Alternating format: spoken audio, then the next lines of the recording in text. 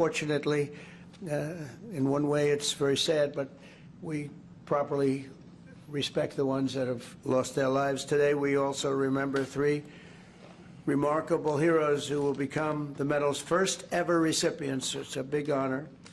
Corporal Luis Piez Jr., Deputy Sheriff Ralph Butch Waller Jr., and Deputy Sheriff Ignacio Dan Diaz. And thank you very much. You're represented by family members who are, I was there with them. That was devastation. They were devastated. We're profoundly grateful to be joined by their loved ones. Corporal Piez's former wife, Doris. Thank you, Doris, for being with us. Thank you very much. Thank you. And his son, Cameron, good-looking son, too. Deputy Waller's wife, Denise. Thank you, Denise, very much. And Deputy Diaz's daughter, Alexandria. Thank you. Thank you very much. I want to thank you all. And the 3 officers we recognize today were close friends. They were really close friends and colleagues, and together they dedicated their lives to protecting the people of Palm Beach County and well beyond. And they were beloved by everyone and respected by all, really, really top-of-the-line people. Countless times when I was in Florida, they proudly saved, and they saved a lot of lives. They were going around saving a lot of lives. Their reputation was incredible. They served in motorcades for presidents, called presidential motorcades, a very dangerous job, actually, and I was deeply honored to attend their memorial service last year. In a horrific accident in November, the 3 officers were working to restart one of their motorcycles on the shoulder of a road when they were struck by a SUV, struck dead center, and all 3 perished from their injuries. Essentially, they perished immediately. This was a terrible tragedy. It shook the entire Palm Beach community like very, very few events I've ever seen. All of Florida mourned their loss, and today our entire nation joins in honoring these 3 incredible patriots taken from us much too soon, much, much too soon.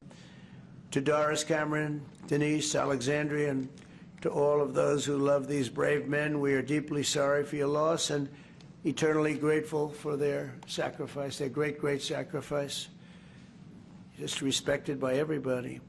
We'll never forget their legacy, and we will never forget the debt we owe all of these great law enforcement heroes who have given their lives to keep our community safe and make America strong again. We have so many unbelievable people in the police department and other departments, first responders, firemen, a lot of brave, incredible people.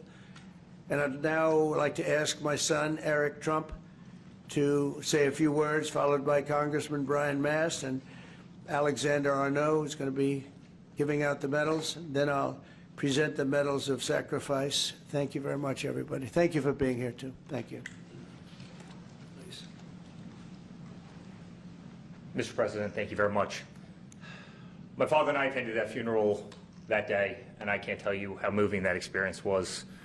And one simple question was asked: why is there no medal of valor, medal of sacrifice that commemorates law enforcement officers, first responders who have fallen in the line of duty? And Congressman Mast, he was there with me that day.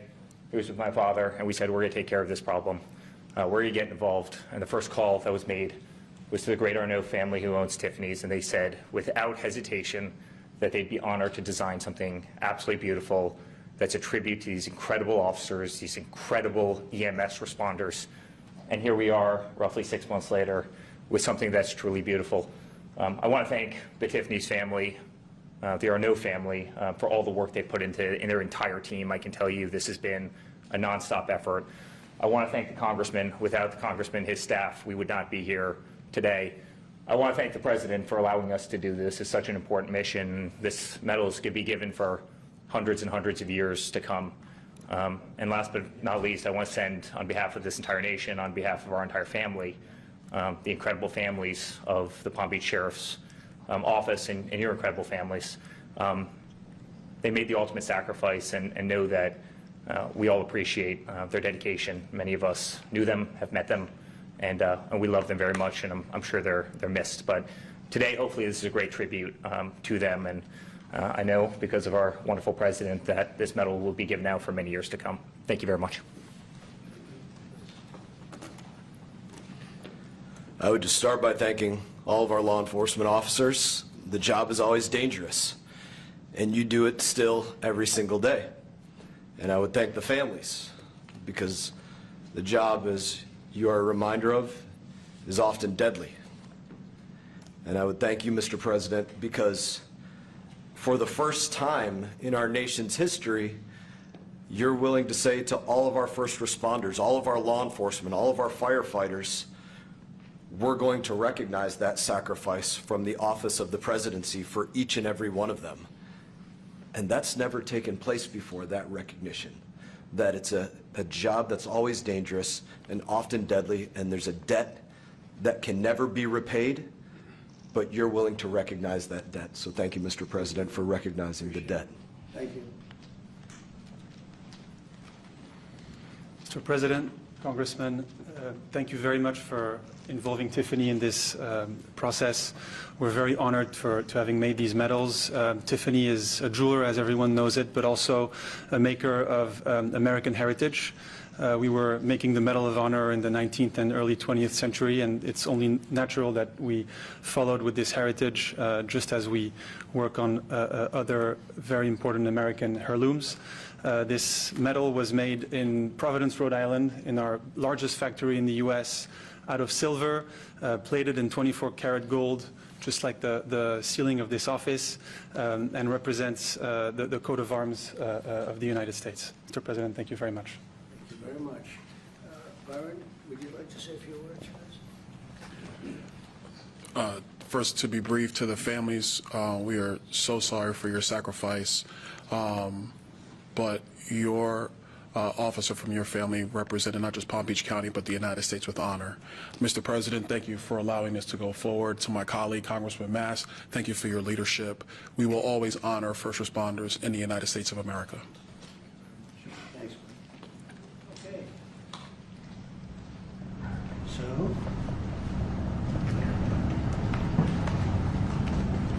you want to help us out with this? You're the one who made it. That's beautiful.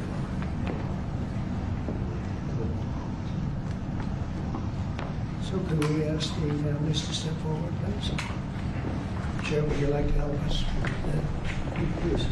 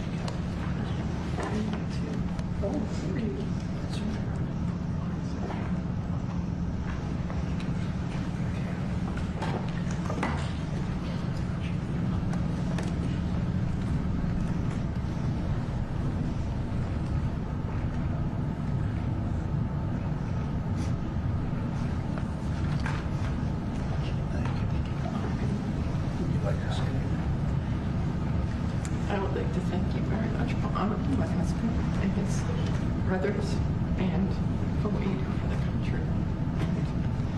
Making this so very special for them and for all the people to come. It's a club you never want to be in, but you honor them and it just means the world. Thank you. Thank you for everything. Thank you. Appreciate it. Thank you. Can I just say something about you, Barbara? Do you want me to go over there or here? We're over there.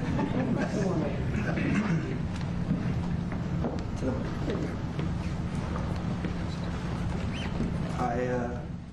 I viewed my dad as Superman, someone my whole life you look up to.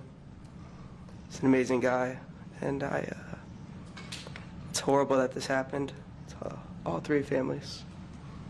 But I'm glad that something was done about it, and we got represented, and everyone in the future will be. So, thank you. Thank you very much. Be very proud of you. Thank you.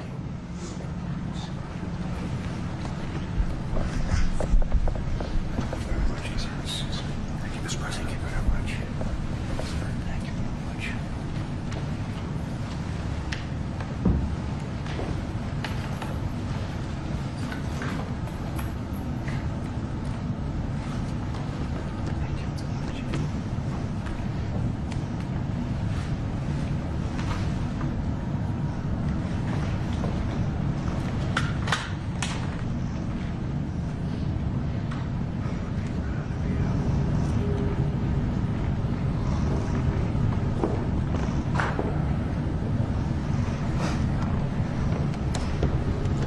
Would you like to say anything else on behalf of the force?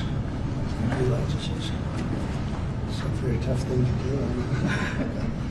Would you like to say something?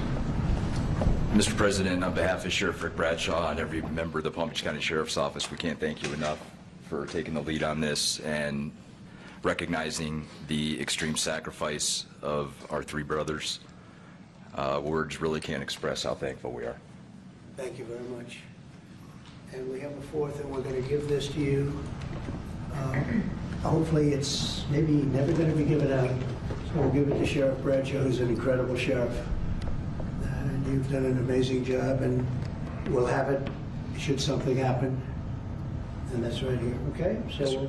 Thank you. and I hope it never has to be given out, frankly. Thank you very much. Thank you, Mr. President. Very much. Well, thank you. Do you have any questions for what you just saw? That's so important. I mean, people have talked about it for years. I want to thank Brian Mass for what he's done, Congressman. He's been unbelievable. He's a great representative.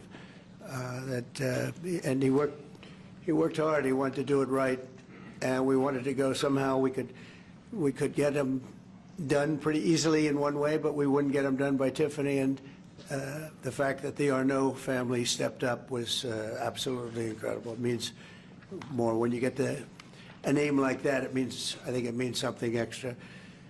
But these were incredible people, and they're looking down on you right now, and they're very, very proud, very, very proud of all of you. And it's too bad we had to be doing this, but I was there with you that day. That was a rough day. Thank you very much. Would you have any questions?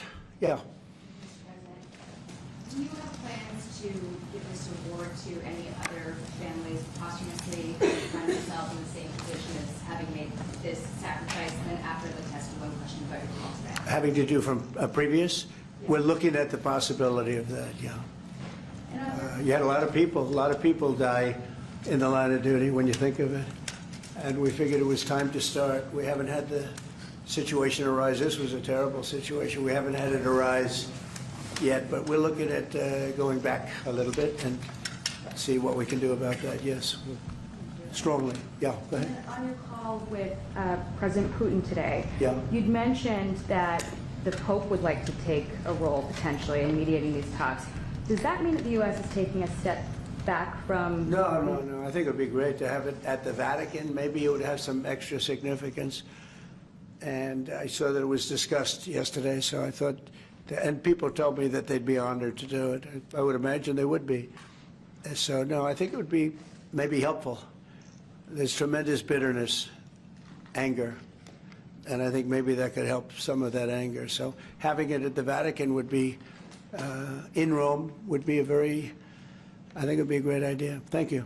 Mr.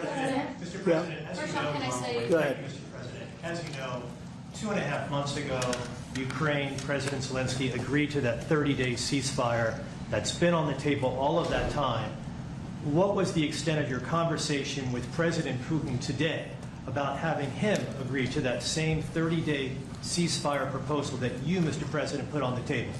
Well, what we've done, and very strongly, is we said, let's get this thing going. You know, I had many of the leaders of European nations on the line with me right after the call. and we have to get that thing solved. 5,000 young people every single week on average. And I've seen satellite pictures. You don't want to see these pictures. We'll have to see what happens. This was not my war. This is not a war that would have happened if I were president. This is not my war. I'm just here to try and help. We've spent hundreds of billions of dollars on this war, and yet that's not, frankly, we made much more than that just in 4 days in the Middle East. It's a lot of money, but we do much. This is about thousands of people dying every single week. 5,000, 6,000 people dying every single week. And just like you have the relatives here, wives and children and everything, you have, these soldiers, they say goodbye in Ukraine and in Russia, and then their parents never see them again, except maybe in pictures of horrible scenes, because I've seen some scenes, I've never seen anything like it. So we're going to see if we can get it taken care of. Yeah, please. First off, our thanks to the members of law enforcement who are here, and our condolences to the families. We're very sorry for your loss. Mr. President, on Ukraine and on your call today that you had with President Putin, you said last week that you thought nothing was going to happen, no advances would be made until you and Putin got together. Do you still feel that way? I think something's going to happen. It's a very big egos involved, I tell you. Big egos involved, but I think something's going to happen. And if it doesn't, I'd just back away, and they're going to have to keep going. Again, this was a European situation. It should have remained a European situation. Should have remained, but we have, because the past administration felt very strongly that we should be involved, and we got involved much more than Europe did in terms of the money and all of the things that we gave. We gave massive amounts, I think record-setting amounts given to a foreign. There's never been anything like this, both weaponry and money. And Europe gave a lot also, but they didn't give anywhere near what we gave. We gave probably almost 3 times the amount. And it's just a shame. The whole thing is a shame. Did you ask the level of death is just a shame. Yeah? Did you ask President Putin to meet with you? About what? About Ukraine. Yeah, of course I did. I talked to him about it. I said, when are we going to end this, Vladimir? I've known him for a long time now. I said, when are we going to end this bloodshed, this bloodbath? It's a bloodbath. And I do believe he wants to end it. When I made the call, I told the people last night, I spoke to the heads of the different countries, Germany and Finland. We had Italy, as you know, and UK was on the line today, and a couple of others. And then they were, in turn, calling everyone. Ursula was there from the European Union. She was terrific. And we spoke for a long time about it. And they got a problem. It's a big, big problem. It's a terrible war. It's very hard to extradite themselves away from what's taken place over there. The amount of anger, the amount of hate, and the amount of death. It's very hard, very tough situation. But I said to him, we got to get going. And I did say also, if I thought that you couldn't do it, I'd step away, because what are you going to do? We don't have boots on the ground. We wouldn't have boots on the ground. But we do have a big stake, and the financial amount that was put up is just crazy. It's crazy. This isn't for us. This is for somebody else. The amount of money that we put up is record-setting. There's never been anything like this.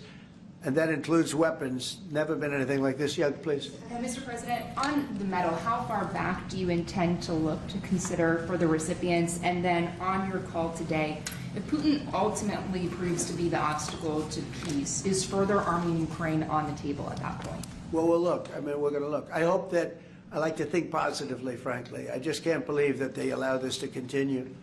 This would have never happened if I were president, and most people admit that. It would have, and it didn't happen for 4 years. And October 7th would have never happened either. That's the attack on Israel. That would have never happened. So sad, a lot of things wouldn't have happened, but so sad to see it.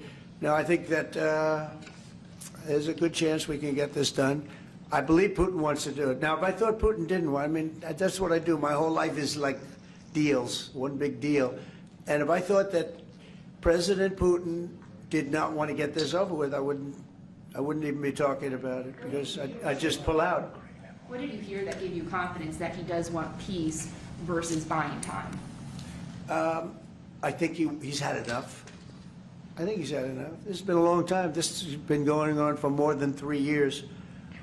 When you think, right? It's been going on for a long time. Yeah, please. Thank you, Mr. President. When you implored him to stop previously, Vladimir stopped on social media, and he didn't, he just continued. I'm curious, did you bring that up with him in your phone call today? You have to talk. Sorry, you previously on Truth Social implored President Putin to stop. You wrote Vladimir stop, and he didn't stop, quite the contrary. I'm curious, did you bring that up on your call with him today? No, I didn't bring that up, but I did say it's time, you got to stop this thing.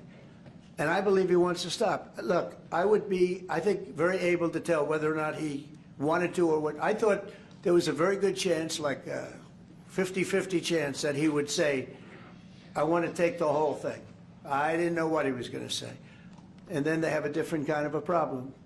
But I believe he wants to stop. You Sure. twice just now about backing away or walking away if it looks like it's going to be an intractable problem. Do you have a red line in your head of what would cause you to back away? And Yeah, in my head, but not something I'm going to announce. But yeah, definitely in my head I do. What Yeah. exactly would that look Because like? this isn't our war. This is not my war. This is not the war. I mean, we got ourselves entangled in something that we shouldn't have been involved in.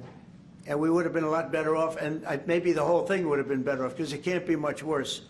It's a real mess. It's a death trap.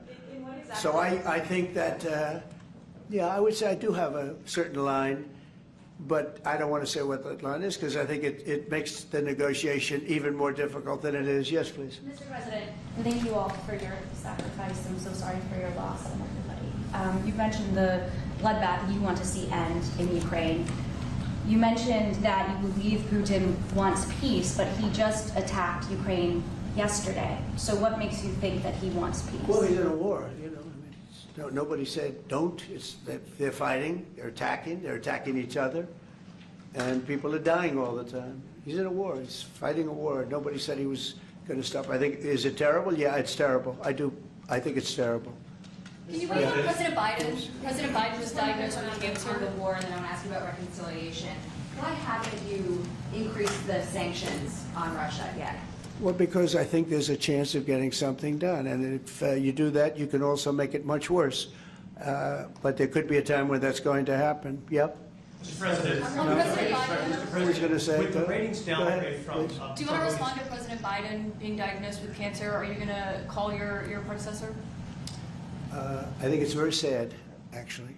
I'm surprised that it wasn't, you know, the public wasn't notified a long time ago, because to get to stage 9, that's a long time. I just had my physical. You saw that. You saw the results of that particular test. I think that test is standard to pretty much anybody getting a physical, good physical.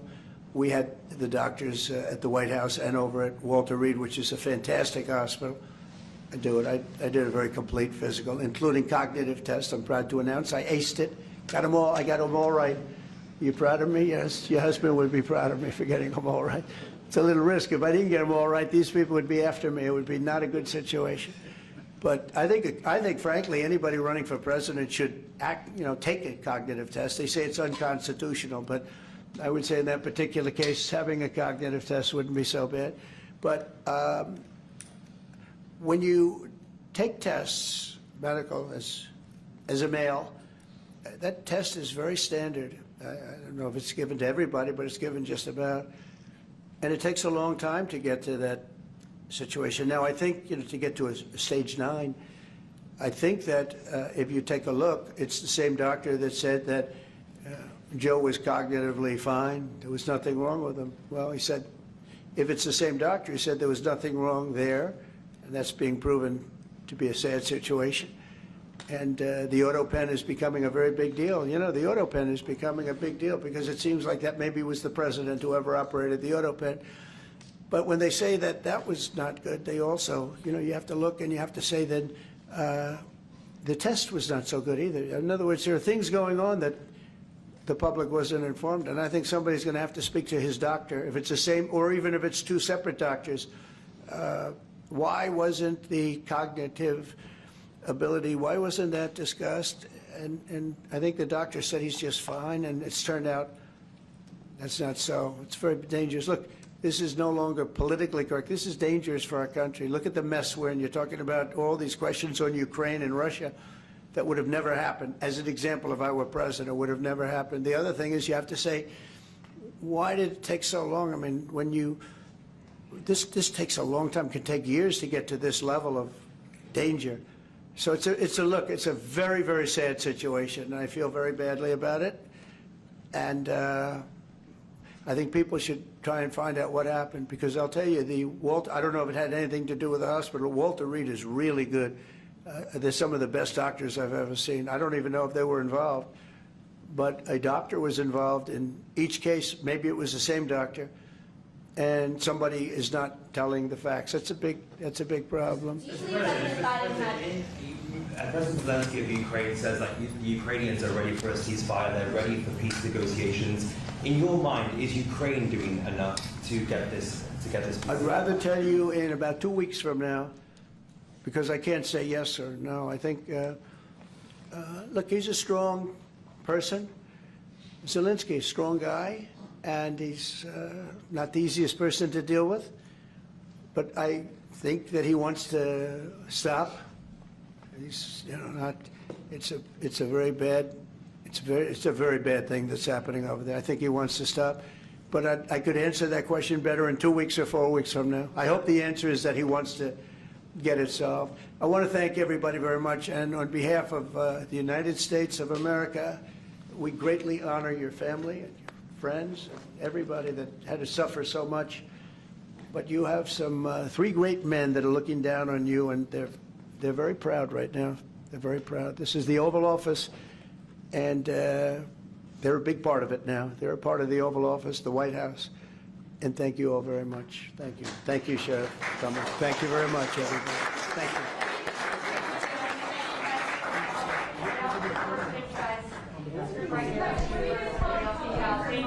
Thank you all. Thanks, guys. Thanks, guys. Head right out this way. Just come forward. Thank you. All right, let's go, guys. Thank you. Mr. President, thanks, guys. Thank you. Head this way. Thank you. Thanks, guys. Thanks, guys. Let's head out. Thank you. Thanks, guys. Let's go around these doors.